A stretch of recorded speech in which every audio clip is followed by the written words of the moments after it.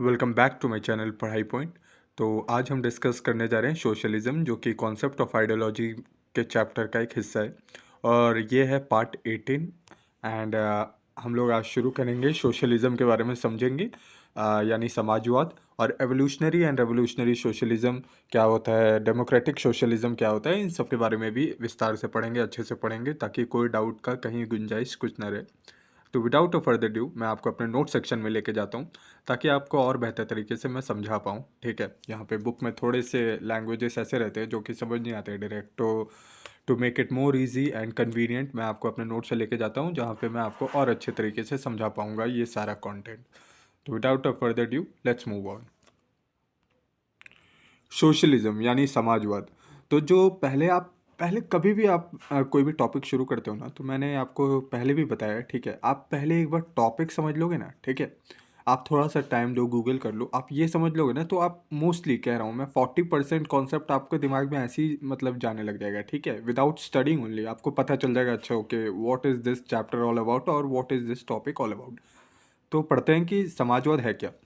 तो जो हमारा सोशलिज्म है वो बहुत तरीके से समझा जा सकता है, या फिर उससे हम देख सकते हैं कि कई थिंकर्स ने सोशलिज्म को डिफाइन किया हुआ है। और जो सोशलिज्म है वो बहुत लोगों के हिसाब से या अपने स्वभाव के अलग अलग तरीके से उनकी वकालत करते हैं, मतलब अपना अपना ओपिनियन देते हैं या फिर कोशिश करते हैं। अच्छा, सब सोशलिज्म की बात तो करते हैं, पर अगर जब डिफाइन करने पूछे तो everyone start avoiding this question. ठीक है, बट हाउ एवर हमें एक सॉलिड डेफिनेशन चाहिए तो होगा ही सोशलिज्म को समझने के लिए। ठीक है, तो आगे बढ़ते हैं कि सोशलिज्म का डेफिनेशन क्या है। तो इन शॉर्ट हम सोशलिज्म को समझ सकते हैं कि it stands for an economic system under which the major instrument of social production are placed under the ownership and control of public authority in order to ensure that they are properly utilise to secure the public interest. Normally इसका meaning ये है, socialism मतलब वो चीज़ जहाँ पे कोई भी private authority उसको होल्ड ना करता हो, ये पूरी तरीके से एक पब्लिक बेस्ड प्रॉपर्टी हो। ठीक है, जैसे आपका एग्जांपल होता है एक पार्क, एक नॉर्मल पार्क जो आप अपने सिटी में देखते हो, वहाँ पे कोई भी आ जा सकता है, तो वो क्या हो गया, वो आपका एक सोशल प्रॉपर्टी हो गया, ना कि कोई प्राइवेट। अब जैसे कोई आप देखते हो प्राइवेट लॉन, स्विमिंग पूल, तो वहाँ पे कोई भी नहीं जा सकता है, वो कोई एक इंडिविजुअल होल्ड कर रहा है। पर यहीं सोशलिज्म बात करता है कि ऐसा कोई भी जगह ना हो जहाँ पे कोई भी इंडिविजुअल कुछ ओन कर पाए, बस वहाँ पे सबका हक हो उस ज़मीन पे या फिर उस मटेरियल, उस ऑब्जेक्ट, उस ओनरशिप पे। ठीक है, आगे बढ़ते हैं।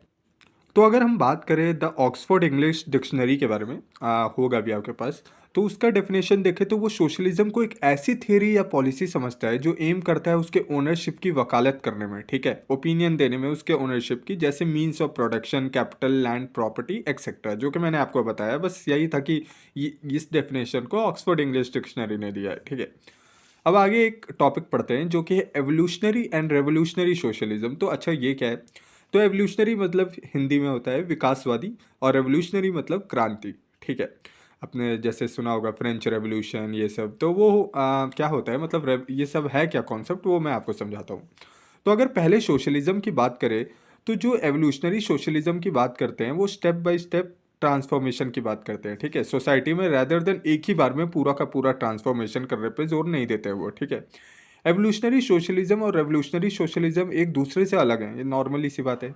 जैसे रेवोल्यूशनरी सोशलिज्म पूरी तरीके से कैपिटलिस्ट सोसाइटी को ओवरथ्रो करने की बात करता है, और वो भी एक ही बार में या एक झटके में। ठीक है, मतलब उन्हें कहीं भी कहीं कैपिटलिज्म चाहिए ही नहीं, इंडिविजुअल ओनरशिप चाहिए ही नहीं रेवोल्यूशनरी सोशलिज्म वालों को। ठीक है, वहीं एवोल्यूशनरी वाले बात करते हैं कि अच्छा ठीक है, हम लोग कॉम्प्रोमाइज़ कर सकते हैं, हम लोग मैनेज कर सकते हैं इन दोनों के बीच। ठीक है, और फिर अगर कैपिटलिज्म और सोशलिज्म के बीच कॉम्प्रोमाइज़ करवाना चाहते थे, ठीक है, ये कौन, तो ये हैं एवोल्यूशनरी सोशलिज्म वाले, सो दैट कैपिटलिस्ट सिस्टम धीरे धीरे सोशलिस्ट डायरेक्शन में भी जाए। बेसिकली ये एक लिबरल ट्रेडिशन को फॉलो करते थे। ठीक है, वहीं दूसरी ओर रेवोल्यूशनरी सोशलिज्म डायरेक्ट अटैक करता है किस पे, कैपिटलिस्ट सिस्टम पे। ठीक है, जहाँ मैंने बताया है कि कोई भी इंडिविजुअल ओनर ना हो। जहाँ एवोल्यूशनरी सोशलिज्म को लिबरल सोशलिज्म कहा जाता है, वही रेवोल्यूशनरी सोशलिज्म को मार्क्सियन सोशलिज्म भी कहते हैं। ठीक है, ये नॉर्मल सी बात है, आपको ये मतलब रहना चाहिए याद, क्या कि एवोल्यूशनरी सोशलिज्म को लिबरल सोशलिज्म कहते हैं, वही रेवोल्यूशनरी सोशलिज्म को मार्क्सियन सोशलिज्म भी कहते हैं। ठीक है, वही evolutionary socialism democratic method, parliamentary reform और इकोनॉमिक प्लानिंग की बात करता है, specially for the working class, जो कि नॉर्मल क्लास जो आम आदमी है उनके लिए बात करता है एवोल्यूशनरी सोशलिज्म। वहीं जो रेवोल्यूशनरी सोशलिज्म है वो ये बात करता है कि सारे वर्किंग क्लास को एक साथ आना चाहिए और एक साथ लाकर कैपिटलिज्म के अगेंस्ट फाइट करना मतलब चाहिए, ताकि पूरी तरीके से सोशलाइजेशन इस्टेब्लिश कर पाएँ वो लोग, ठीक है। बेसिकली यही मतलब है रेवोल्यूशनरी सोशलिज्म का, ठीक है। अच्छा, ये भी नोट करना जरूरी है कि जो एवोल्यूशनरी सोशलिज्म है वो एम करता है वर्किंग क्लास के राइट्स को सिक्योर करने का, स्पेशली उनके इकोनॉमिक राइट्स के, जो कि एक कम्युनिटी का कॉमन इंटरेस्ट होता है। अब कॉमन इंटरेस्ट क्या हो गया? मान लीजिए कि आप एक सोसाइटी में रह रहे हो, ठीक है। आप एक फ्लैट नंबर ए में रह रहे हो, वही दूसरा बंदा कोई फ्लैट बी में रह रहा है, तो आप दोनों का एक जो कहते हैं हम कॉमन इंटरेस्ट ये होगा कि हम लोग का फ्लैट साफ रहे, तो वो क्या हो गया? वो आप लोग का कॉमन इंटरेस्ट हो गया। तो वैसे ही किसी भी वर्किंग क्लास का आप देखेंगे, कॉमन पीपल का, तो एक उनका कॉमन इंटरेस्ट ये रहता है कि उनके पास एक इकोनॉमिक राइट उनके पास रहे, ठीक है। तो ऐसा एवोल्यूशनरी सोशलिज्म बात करता है। तो वहीं रेवोल्यूशनरी सोशलिज्म एम करता है कि जो दो बंटवारे हो रखे हैं, जैसे डोमिनेंट और डिपेंडेंट क्लास के बीच, उन सबको खत्म कर दिया जाए और जहां डोमिनेशन को डिस्ट्रॉय कर दिया जाए as to secure the classless society. समझ में आई? तो अगर आगे बढ़ते हैं, ठीक है, मतलब नॉर्मली सी बात है, आपको समझ आ गया होगा क्या है ये एवोल्यूशनरी और revolutionary socialism.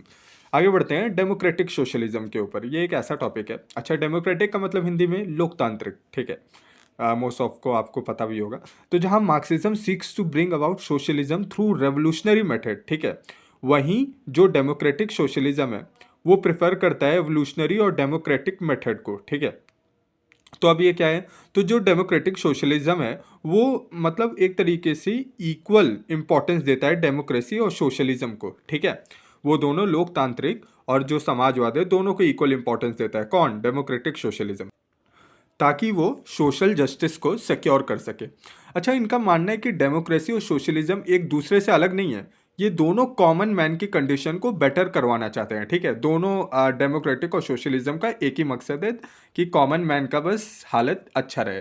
Democratic socialism democratic method को यूज करके सोशलिस्ट गोल को ही अल्टीमेटली अचीव करवाना चाहता है, ठीक है। तो यही बात करता है डेमोक्रेटिक सोशलिज्म में। अच्छा, एक बात और है कि जितना भी मतलब है एक पॉइंट जहाँ पे एक लास्ट पॉइंट ये लिखा हुआ है कि जो हमारा सोशलिज्म है, एवोल्यूशनरी सोशलिज्म है बेसिकली, जो कि ये है एवोल्यूशनरी सोशलिज्म, वो एक तरीके से फेबियन सोशलिज्म से एसोसिएटेड है। फेबियन एसोसिएटेड मतलब वही हो गया कि आप जो कैपिटलिज्म है, ठीक है, जो कैपिटलिज्म है और जो आपका सोशलिज्म है उसके बीच में एक साथ एक नॉट बांध के चलना चाह रहे हो, ठीक है। ये आप दोनों को एक्सेप्ट करना चाह रहे हो। जैसे हमारा प्रेजेंट जो गवर्नमेंट है वो मिक्स्ड इकोनॉमी पे चलता है, कैपिटलिस्ट पे भी सोशलिज्म पे भी। यहाँ पे हम लोग देख सकते हैं कि सोशलिज्म भी है, ठीक है, जहाँ पब्लिक प्रॉपर्टी भी है सब चीज़, और हम लोग ये भी देख सकते हैं कि कॉमन प्रॉपर्टी भी यहाँ पे है, ठीक है। तो ये दोनों की बात करता है, तो एवोल्यूशनरी सोशलिज्म इसे कहते हैं, ठीक है। मतलब उस टाइम पे वो लोग कहते थे, और फेबियन सोशलिज्म उसी चीज़ पे एसोसिएटेड था। तो अभी नेक्स्ट क्लास में हम क्या पढ़ेंगे? नेक्स्ट क्लास में मैंने आपको अभी कहाँ तक पढ़ा दिया? मैंने आपको डेमोक्रेटिक सोशलिज्म तक पढ़ा दिया, जो कि I have covered all this socialism, evolutionary and revolutionary socialism and this democratic socialism. And next class में हम लोग यही छोटे छोटे सब पॉइंट्स जो भी हैं, पार्शियल सोशलाइजेशन से लेके free competition for power and all, and will start soon as Fabian socialism, हम लोग जल्दी से स्टार्ट करेंगे, ताकि और साथ ही साथ में फॉर द फर्दर नोटिफिकेशन ये चैप्टर हम लोग वैसे भी ख़त्म करने वाले हैं, ज़्यादा ही लंबा हो गया है और उसमें कुछ ही इंपॉर्टेंट टॉपिक बच गए हैं अब। तो soon it will be over. And yes, अगर आपको कंटेंट अच्छा लगे तो please do subscribe, like and share, और कोई भी डाउट है तो कमेंट कर देना, and do follow me on my social media, वहाँ पे मैं रेगुलर अपडेट डालते रहता हूँ। तो yes, thank you for watching the video, and let's meet on the next video. Thank you.